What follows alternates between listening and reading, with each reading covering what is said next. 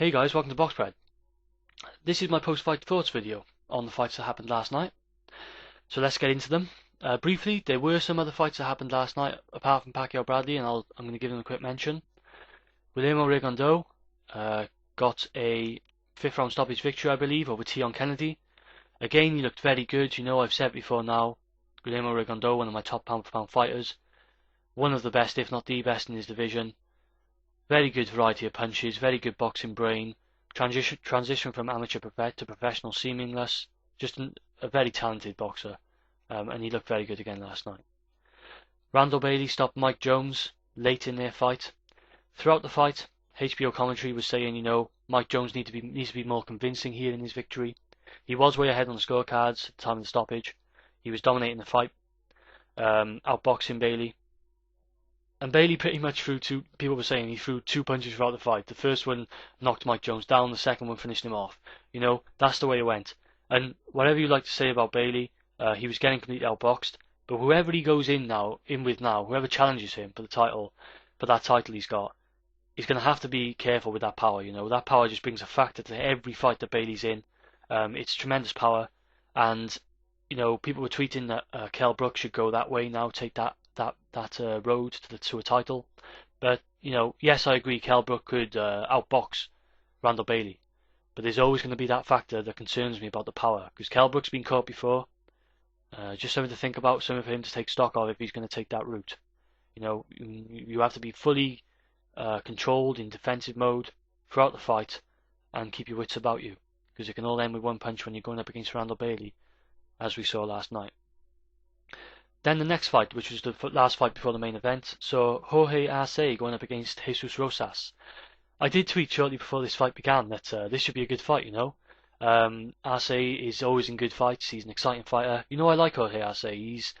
He's a good character, you know. He's always happy guy, smile on his face. And he's a warrior, you know. And obviously Rosas is a come forward, exciting fighter, pressure fighter. This just had all the hallmarks of a really exciting fight. And what do you know, in the first round, Arce puts Rosas down onto the canvas. But then the second round, unfortunately, unintentional foul, it was called. Rosas, combination of a low blow, headbutt, and a punch on the ear, just put Arce down, and the fight was stopped, no contest, because Arce, you know, said his equilibrium had gone, he was hearing booming sounds in his ear, and the doctor called it off. You know, can't fight on, and Arce didn't want to fight on. I find it difficult to believe that Arce was pulling anything Hopkins-esque in this fight. You got to remember, this guy's a veteran. He's been in far worse situations than that. He had Rosas down in the first round, and even though Rosas was coming back, credit to him, making a fight out of it, pressurizing Arce. That's not, you know, Arce's not the type of guy to try and get out of that fight. He's been in wars down the years. You know, he's a veteran, 60-odd fights. And I think it was genuine myself. He was calling straight away for the rematch as well, which also tells me it was genuine. It's just one really unfortunate thing, you know. It was turning out to be a really good fight, and while it had lasted, I thought we were in for a treat. But unfortunately, we were disappointed. Now moving on to the main event, a lot of controversy. Timothy Bradley won a split decision victory over Manny Pacquiao. First of all, I disagree with the decision, as the majority do. I thought it was. I couldn't believe it when it was announced. I thought I was in a different time zone, different time paradox. I was watching it thinking that someone had actually played a trick on us, and you know, taken a video of Bradley celebrating in one of his previous fights, and Buffer announcing his victory, and then they were just having us on. You know, I really was in a different world at that time. I could not believe they'd actually given it to Bradley. Just one of those things. But anyway, something that leaves a hole inside me about this is the fact that we know it's very disappointing and whatnot. But for years now, we've been talking about, you know, Pacquiao hasn't been beaten for 7 years or whatever. Floyd's unbeaten throughout his career. And we're always comparing the two, and we want each other to fight each other. And you're always wondering, you know, you're just waiting. Who's going to lose, you know? And I always hoped that if one of them was going to lose, then it was going to be decisively, you know, someone coming along, a young fighter coming along, you know, making a name for himself or something. Really decisive making a statement type fight, But this just wasn't it. Bradley just didn't make a statement. He didn't win the fight, let alone win it convincingly and make a statement, It's just really disappointing that it had to happen in this fashion. And it really leaves a bit of an empty hole inside. And it's just not nice that I was sat here earlier just thinking, Manny Pacquiao is now officially lost. He's officially got a loss on his record after all these years of us debating him and Floyd, and seeing him then win fight after fight. He's actually lost, and it had to happen in this fashion, and that's what's so disturbing, and so really disappointing.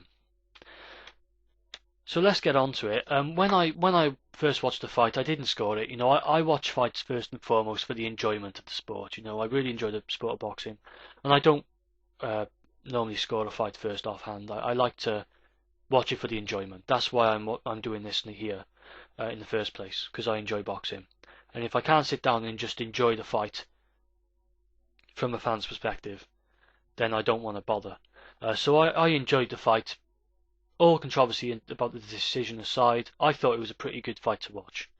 So I thought that should be mentioned. I've watched the fight back now today, closely with the sound off, really paying attention. And I've scored the fight 7 rounds to Manny Pacquiao, 3 rounds to Timothy Bradley, and 2 rounds I couldn't decide. It was so close, I just call it a draw, yeah? So clearly I've got it, a clear decision to Manny Pacquiao. You have to bear in mind that 2 of those judges had it 2 rounds for Timothy Bradley. Even if I'm giving Timothy Bradley the benefit of the doubt, I can't even get it back to a draw, let alone give it two rounds the other way. So I really don't know what they were seeing, and I don't know what you were seeing if you did score it for Bradley. I really can't. I just can't agree with the decision. There's a major point I'd like to make in this fight. I still disagree with people who were saying before the fight that Timothy Bradley is this skilled fighter, really. And even some people going as far as saying he's a counterpuncher. And he was going to be, fight like Marquez. For me last night, what was clear, and I firstly must give credit to Timothy Bradley for staying competitive throughout the fight, and I must give him credit on his defensive movement altogether. I thought his bending at the hip, movement at the hip, his head movement and his foot movement in retreat, I thought he did an excellent job. I thought it was very good defensive movement. And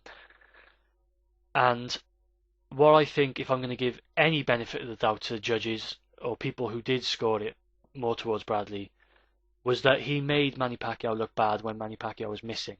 Quite a lot, actually. But at the same time, he wasn't really coming back with anything himself. And for me, last night, Timothy Bradley was a non-counterpuncher trying to be a counterpuncher. And while he got the part right where you make the opponent miss, he didn't get the part right where you come back with effective shots of your own.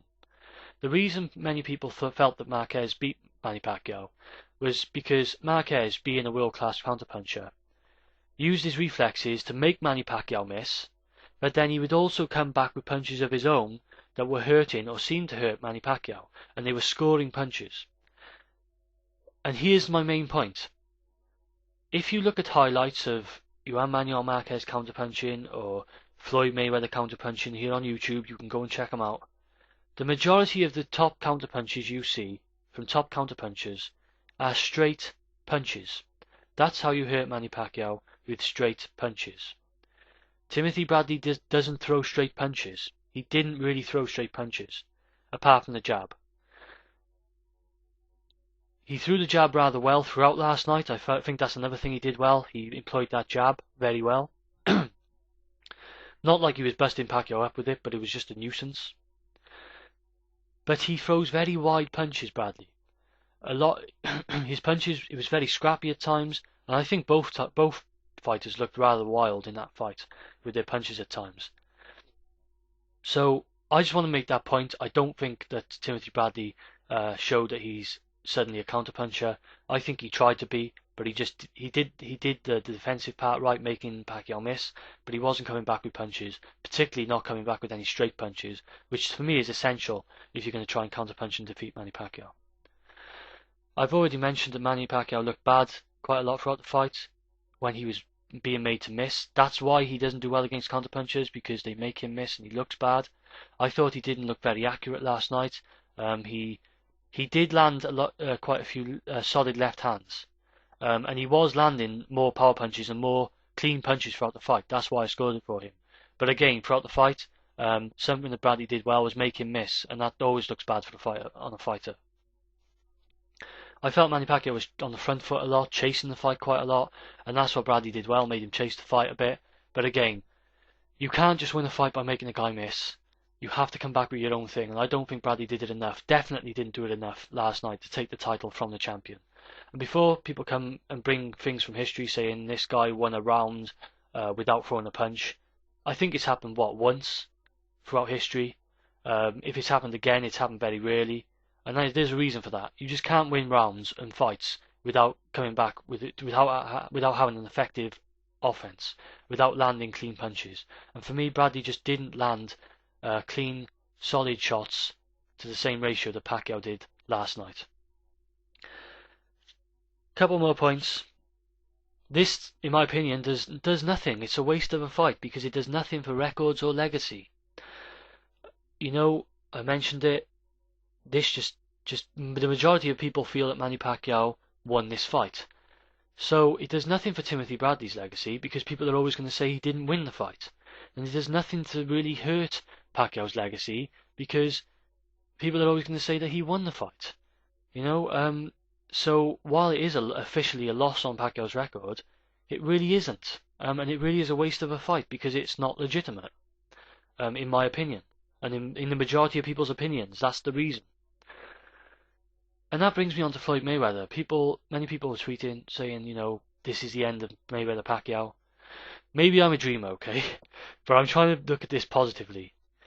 Hopefully, Floyd will see the fight if he hasn't already, and he will come out publicly when he comes back out of prison, and hopefully publicly make a statement, say, Manny Pacquiao was robbed, okay? He didn't lose that fight. Let's get it on.